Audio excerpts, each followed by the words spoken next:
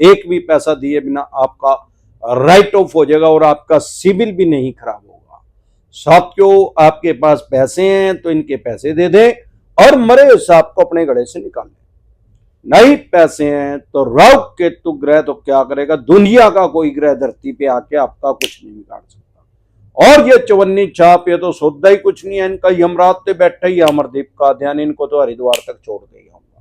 साथियों, डरे घबराए नहीं। लोन की ईएमआई डिफॉल्ट होना क्राइम में कंसिडर नहीं होता, अपराध की श्रेणी में नहीं आता। अगर आपसे लोन की ईएमआई डिफॉल्ट हो गया तो आपने कोई क्राइम नहीं किया, कोई अपराध नहीं किया। ये सिविल का होगा, सिविल का केस कर सकते हैं। अटेम्प्ट टू मर्डर नहीं लगेगी, इरादा कत्ल नहीं लगेगी आपके ऊपर। ज्यादा से ज्यादा चेक बाउंस करेंगे, ईसीएस बाउंस करेंगे, बेलेबल ऑफेंस है, जमानती अपराध है, सेम डे जमानत हो जाएगी, बाय एंड जमानत हो जाएगी। अगर कोई चवन्नी छाप आपको कह रहा है 5 साल की सजा होगी, 7 साल की सजा होगी, बीएनएस आ गया, भारतीय न्याय संहिता 100% बकवास कर रहा है। साथियों, सबसे पहले तो सिविल के बारे में समझेंगे। सिविल है क्या बीमारी, कब इसका जन्म हुआ।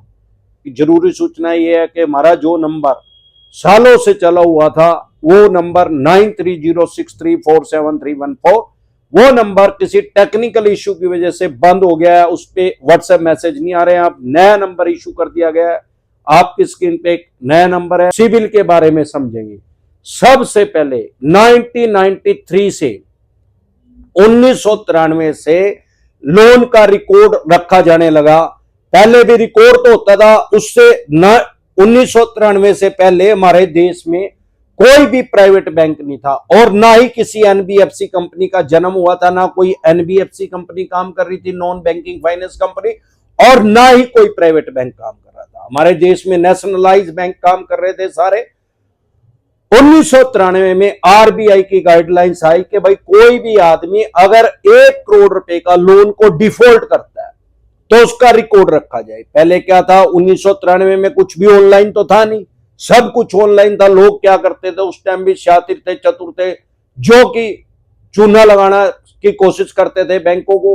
वो क्या करते थे, एक बैंक से लोन ले लिया, फॉर एग्जांपल पीएनबी से ले लिया, उसी शहर में उसी डिस्ट्रिक्ट में जाके कैनरा बैंक से लोन ले लेते थे, वहां पे भी 1 करोड़ रुपए का ले लिया या ज्यादा का ले लिया, और वो भी डिफॉल्ट कर दिया, वो भी डिफॉल्ट कर दिया। अब सब कुछ मैनुअल था, रजिस्टर के अंदर लिखा हुआ था, कंप्यूटर तो आए नहीं थे, तो उनका डाटा उनके पास था, इनका डाटा इनके पास था, आपस में ज्वाइंट नहीं थे।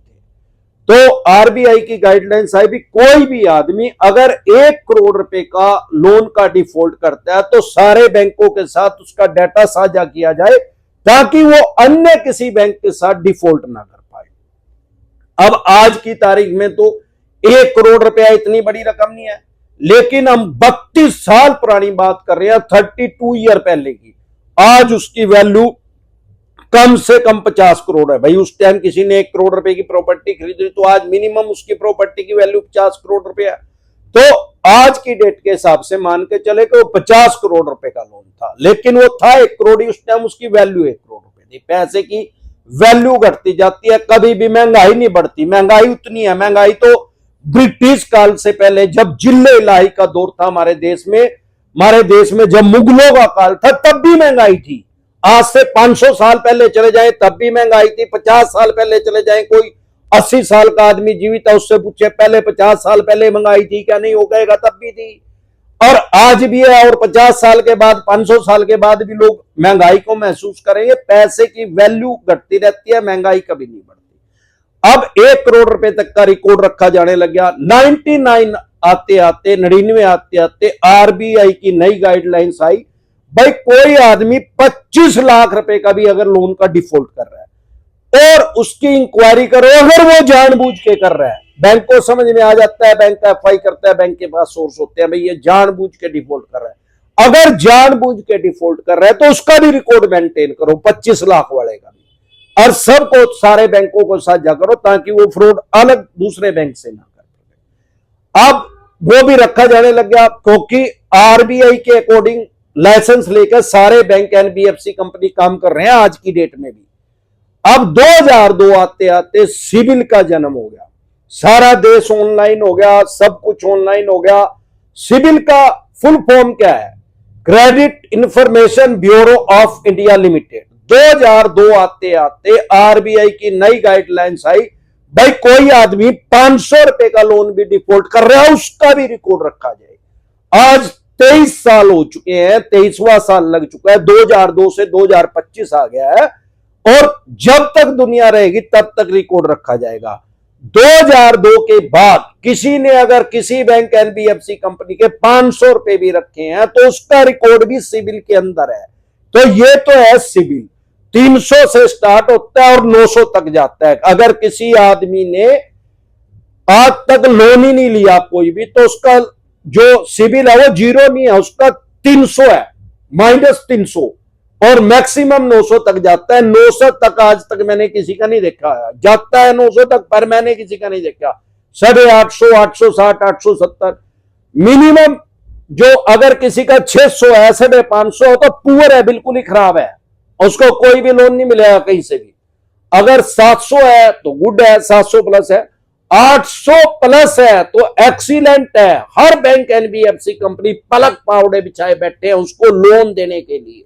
अब ऐसा नहीं है कि सिविल देख के ही लोन मिलता है, ये तो बात सही है कि सिविल को सबसे पहले चेक करते हैं। सिविल का मतलब हमारा फाइनेंशियल कैरेक्टर है, इससे पता लगता है कि जिसको बैंक एनबीएफसी कंपनी लोन देने के लिए जा रही है, जिसने लोन के लिए अप्लाई किया है, उसका फाइनेंशियल कैरेक्टर कैसा है, उसकी नीयत कैसी है, वो टाइमली पैसे देता है क्या नहीं देता है, लापरवाह है क्या, देता भी है क्या नहीं देता है।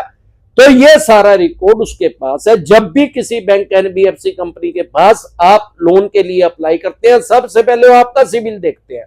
अब फॉर एग्जांपल आपका सिविल 860, और वो 860 हुआ कैसे? आपने कोई एंड्रॉइड फोन ले लिया 20,000 रुपए का, कोई 50,000 रुपए का एसी ले लिया था, या कुछ इलेक्ट्रॉनिक आइटम ले ली थी, टाइमली आपने पे कर दी, वो सिविल आपका हो गया।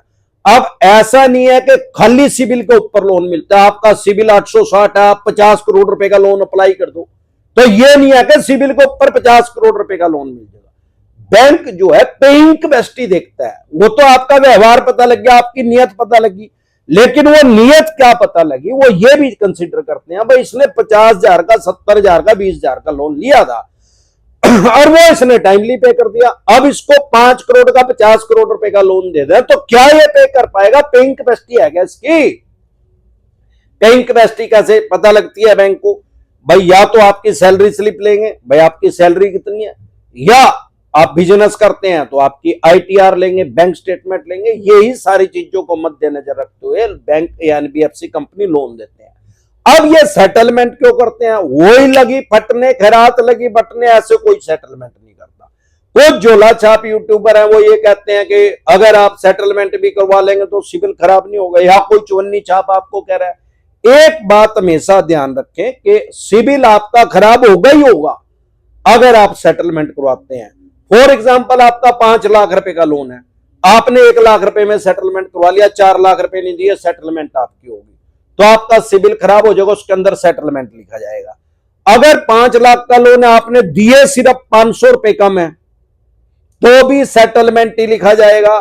मतलब कहने का भाव यह है, चाहे आपने 85% डिस्काउंट ले लिया या सिर्फ 500 रुपए कम दिए, 0.1% आपने डिस्काउंट ले लिया, तो भी आपका सिविल उतना ही इंपैक्ट करेगा, उतना ही प्रभावित करेगा। अब सवाल यह कब तक ठीक होगा? वो जब तक आप हरिद्वार जाओगे तब तक ठीक नहीं होगा, वो शब्द उसमें से कभी भी कटेगा नहीं। हां, 3 साल के बाद आपको कोई सिक्योर लोन मिल सकता है किसी भी बैंक एनबीएफसी कंपनी से। आरओआई ज्यादा देना पड़ेगा, रेट ऑफ इंटरेस्ट ज्यादा देना पड़ेगा।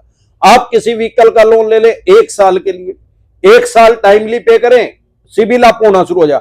सिविल तो अप होना शुरू हो जाएगा, लेकिन वो शब्द नहीं हटेगा उसमें से, वो मैं पहले क्लियर कर चुका हूं। अब आप उस व्हीकल को 1 साल बाद रखें या बेच दें, दोबारा एक व्हीकल और लें और 1 साल की उसकी ईएमआई करवाएं, उसको भी जब टाइमली भर देंगे तो आपका सिविल तो अप हो जाएगा। अब आपको नॉर्मल सिविल माना जाएगा, मतलब कोई भी बैंक एनबीएफसी कंपनी अब आपको लोन दे देगा, किसी भी तरह का अनसिक्योर लोन भी मिल जाएगा, आरओआई भी नॉर्मल हो जाएगी, रेट ऑफ इंटरेस्ट भी नॉर्मल हो जाएगा, लेकिन वो जो शब्द है वो लाइफ टाइम के लिए लिखा रहेगा।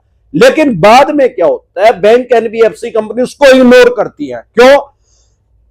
भाई किसी भी आदमी की हेल्थ में से एक जैसी नहीं रहती, उतार चढ़ाव आते रहते हैं। ऐसे ही वेल्थ भी ऐसे हमेशा एक जैसी नहीं रहती। कोई भी कितना मर्जी अमीर आदमी हो, कभी ना कभी फाइनेंशियल डाउन हुआ है अगर बिजनेस व्यापार काम धंधा कर रहा है तो बैंक भी ये समझता है भाई पैसे, पहले किसी की फिजिकल कंडीशन सही नहीं थी, फाइनेंशियल कंडीशन सही नहीं थी, किसी का मान लो टीबी होगी, उसने डोट का इलाज करवा लिया, 1 साल 9 महीने दवाई ले ली, ठीक हो गया, वो नॉर्मल हो गया। ऐसे ही किसी की फाइनेंशियल कंडीशन खराब थी, अब उसका काम चल गया, वो नॉर्मल हो गया, नॉर्मल सिनेरियो हो गया, तो बैंक एनबीएफसी कंपनी उसको लोन दे देते हैं। डरे घबराए नहीं, सिर्फ अपने राइट्स और अधिकार जान ले। हर चीज की जानकारी अमरदीप कादियान सामान्य बोलचाल की भाषा में बता और समझा देता हूं मैं। हमारी वीडियो कोई 5th स्टैंडर्ड का 5वीं क्लास का बच्चा भी देखता है तो भी उसको लोन से रिलेटेड जो भी लॉ है, जो भी कानून है, उसको समझ में आ जाता है। अगर आप हमारे से पर्सनल मीटिंग करना चाहते हैं, पर्सनल एडवाइस लेना चाहते हैं, 5 स्टेटों में हमारे ऑफिस है। अगर आप दिल्ली से देख रहे हैं तो आप सीपी में कनाट पैलेस में पर्सनल मीटिंग कर सकते हैं, हरियाणा से देख रहे हैं कुंडली में, पंजाब से देख रहे हैं लुधियाना में, मुंबई से देख रहे हैं गोरेगांव में, गुजरात से देख रहे हैं अहमदाबाद, दिल्ली दरवाजा पे। इसके अलावा अलग अलग स्टेट में मैं टाइमली आता रहता हूं। फिर आपका लोन 2 करोड़ का, 5 का, 25 का, 50 करोड़ का, डज नॉट मैटर कितने करोड़ का या कितने अरब रुपए का आपका लोन है, आप हमारे से पर्सनल मीटिंग करना चाहते हैं, लोन से रिलेटेड जो भी डॉक्यूमेंट्स है वो सभी लेके आप मेरे से पर्सनल मीटिंग कर सकते हैं। अलग अलग स्टेट में मैं टाइमली आता रहता हूं। आप अपनी स्टेट में मेरे से पर्सनल मीटिंग करना चाहते हैं, अपॉइंटमेंट लेना चाहते हैं या टेलीफोनिकली एडवाइस लेना चाहते हैं, अपनी बेल करवाना चाहते हैं, जमानत करवाना चाहते हैं, एडवोकेट लेना चाहते हैं, तो आपकी स्क्रीन पे एक नंबर है जो हमारा शुरू से नंबर चला हुआ था, वो किसी टेक्निकल इश्यू की वजह से उस पे मैं व्हाट्सएप मैसेज नहीं आ रहा। जो पहले नंबर था 9306347314 वो बंद हो चुका है। आज की डेट में नया नंबर पब्लिश कर दिया गया है जो आपकी स्क्रीन पे है।